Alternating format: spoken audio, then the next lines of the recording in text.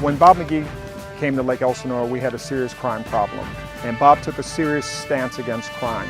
He's worked hard over the years to increase our police force and to make our streets safer. Many of you will recall that my wife and I got involved in our local community after our son witnessed a walk-by shooting in broad daylight just 4 houses up the street from us.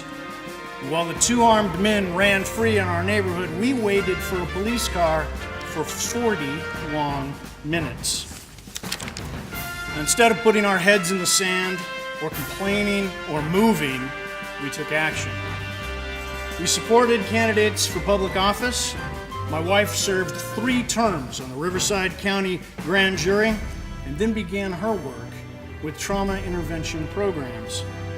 For me, I was elected to the Lake Elsinore City Council in 2003, where we took a $1 million operating deficit and turned it into a $6 million surplus in just 4 years. We doubled our commitment to public safety, putting more boots on the street and building fire stations. Crime went down, our community improved, and the work that we did with many other dedicated professionals has helped to turn our city around. I'd like to say that my wife and I got involved and we made a difference in the community.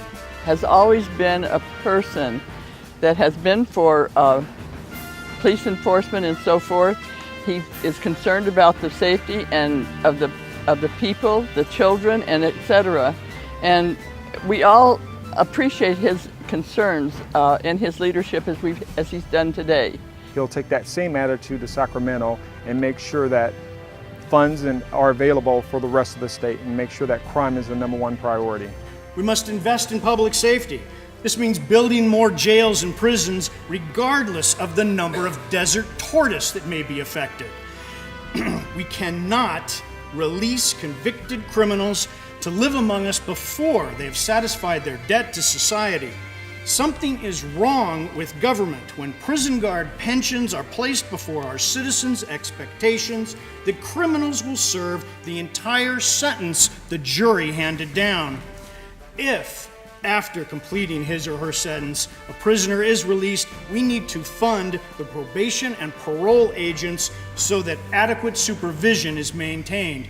We must never have another J.C. Dugard situation occur in this state.